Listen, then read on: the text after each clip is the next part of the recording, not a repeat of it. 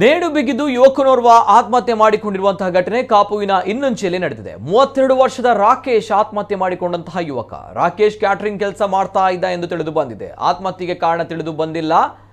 ಈ ಕುರಿತು ಕಾಪು ಠಾಣೆಯಲ್ಲಿ ಪ್ರಕರಣ ದಾಖಲಾಗಿದ್ದು ಪೊಲೀಸರು ತನಿಖೆಯನ್ನ ನಡೆಸ್ತಾ ಇದ್ದಾರೆ.